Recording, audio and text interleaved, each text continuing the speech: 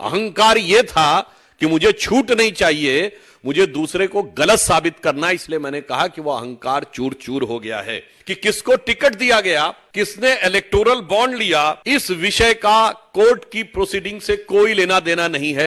जिस प्रकार से उन्होंने जमानत के लिए नहीं, यह बात हम ऐसे नहीं कह रहे हैं, उन्होंने तो सीधे सीधे अपनी अभिरक्षा को ही, यानी अपनी हिरासत को ही चुनौती दी थी। कि मुझे छूट नहीं चाहिए, मुझे दूसरे को गलत साबित करना, इसलिए मैंने कहा कि वह अहंकार चूर चूर हो गया है। क्योंकि माननीय न्यायालय ने जो अभी मीडिया में प्राप्त सूचना उसके अनुसार यह बिंदु स्पष्ट कहा है, court clarifies that the petition is for deciding the arrest is illegal. क्योंकि उन्होंने तो सीधे यह कहा था कि अरेस्ट ही इलीगल है, यानी वो जमानत मांग ही नहीं रहे थे, और इतनी बड़े अहंकार के साथ वो आगे बढ़ने का प्रयास कर रहे थे। दूसरा विषय बहुत स्पष्ट मैं आपके सामने उद्धृत करना चाहता हूं। Material collected by the ED reveals that the Kejriwal conspired was involved in formulation of excise policy. बार बार हम लोग कहते थे साक्ष्य जांच एजेंसियों ने दिए हैं और वो न्यायालय के समकक्ष हैं, ना हमारे पास हैं ना किसी अन्य के पास हैं, इसलिए उस पर बयानबाजी निरर्थक है। स्पष्ट रूप से कोर्ट कह रहा है कि जो साक्ष्य दिए गए उससे प्रतीत होता है कि वह नीति बनाने में बाकायदा कंस्पायर्ड द एक्साइज पॉलिसी, और फिर लिखा हुआ है was involve in the formulation of the excise policy and use the proceed of crime, यानी वो नीति निर्धारण में मुख्य कर्ता धर्ता थे और उससे प्राप्त चीज को अवांछित आपराधिक चीजों में प्रयोग किया गया। He is also allegedly involved in the personal capacity in the formulation of the policy and demanding the kickbacks, and secondly in the capacity of national convener।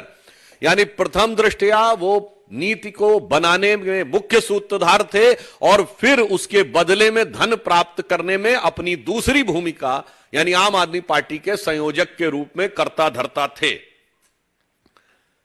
उसके उपरांत माननीय न्यायालय ने एक और गंभीर ऑब्जर्वेशन दिया है। Court says doubting grant of the pardon of the approver amounts to casting aspersion on judicial process। अर्थात किसी को जमानत दी गई या नहीं इस पर टिप्पणी करना सीधे सीधे न्यायपालिका के ऊपर टिप्पणी करने के समान है। भाई अगर आप देखें तो इसी आधार के ऊपर अभी संजय सिंह जी को तो बेल मिली है। आप इस ढंग से राजनीतिक आधार के ऊपर कोर्ट के निर्णयों के ऊपर समीक्षा, आक्षेप और कटाक्ष नहीं कर सकते हैं। इसके आगे और स्पष्ट रूप से कहा गया है, who gives ticket for contesting election and who purchases electoral bond is not the concern of the court. यह बहुत महत्वपूर्ण प्रेक्षण है, is a very significant observation by the high court कि किसको टिकट दिया गया, किसने इलेक्टोरल बॉन्ड लिया, इस विषय का कोर्ट की प्रोसीडिंग से कोई लेना देना नहीं है। अर्थात जो एक कानूनी विषय को वह राजनीतिक विषय बताने का प्रयास कर रहे थे, that was cleverly when he was trying to put a cover of technicality on their hidden motive of politicality which has been totally discarded by the court.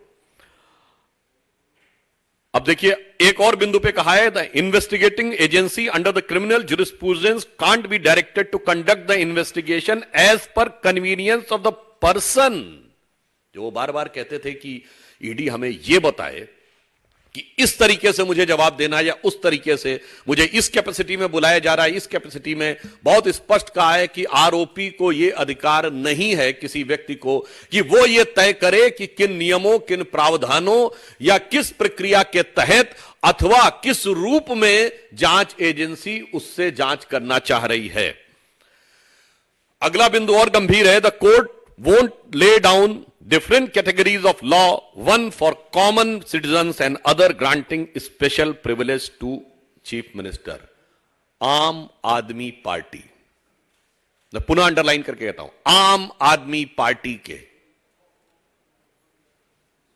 तथा कथित आम आदमी मुख्यमंत्री के बारे में स्पष्ट रूप से माननीय न्यायालय कह रहा है कि सामान्य यानी आम आदमी के लिए एक नियम और आम आदमी पार्टी के मुख्यमंत्री के लिए दूसरा नियम, यानी नाम तो आम, दीवाने आम, और चाहते हैं कि डील किया जाए दीवाने खास की तरह, तो यह खासो खुसूस खासियत पूरी तरीके से खारिज कर दी गई कोर्ट के द्वारा। पुनः मैं कहना चाहता हूं, यह सबसे महत्वपूर्ण बात है। ये वही थे जो नाना प्रकार की चीजें कहते थे, मैं बंगला नहीं लूंगा, मैं गाड़ी नहीं लूंगा, मैं टोपी पहनूंगा, मैं सिक्योरिटी नहीं लूंगा, वगैरह वगैरह। जबकि मैं सारी बातें कर रहा हूं, ये सारी चीजें आवश्यकता होती हैं, सुरक्षा की आवश्यकता होती है, परंतु ये जो आम आदमी का चोला था वो पूरी तरीके से धराशायी हो गया, क्योंकि वो खुद एक खास ट्रीटमेंट चाह रहे थे। इसके उपरांत कोर्ट कहता है, court on necessity of arrest, जो उन्होंने कहा कि क्यों उनको हिरासत में लेना चाहिए। ED was in process of enough material which has led to arrest of Kejriwal, non joining of investigation by Kejriwal, delay caused by him was also impacted those in the judicial custody. अर्थात उनका बार बार ईडी के संबंध को दरकिनार करना, जवाब देने से मना करना, यह गलत था और पर्याप्त मटेरियल उपलब्ध था उनसे पूछताछ और जांच करने के लिए। दूसरा, एक गंभीर बात कही गई जो बार बार न्यायिक प्रक्रिया को राजनीतिक रंग देने का प्रयास और उसके ऊपर राजनीतिक आक्षेप करने का प्रयास है। उस पर कोर्ट ने साफ कहा है, जजेस are bound by the law not by the politics. आप उसमें राजनीति करना चाहते हैं क्योंकि आप लगातार नौ सम्मन डिले कर रहे थे, क्योंकि आपको पता था कि लोकसभा का चुनाव आने वाला, अनायास नहीं आने वाला था। इसका अर्थ यह हो गया कि आप न्यायिक प्रक्रिया को राजनीतिक दहलीज तक ले जाने का कार्य आप कर रहे थे। कोर्ट ने स्पष्ट कहा है, किसी भी प्रकार की राजनीतिक गतिविधि से न्यायिक प्रक्रिया प्रभावित होने वाली नहीं है, अर्थात टाइमिंग वाली बात ध्वस्त हो गई।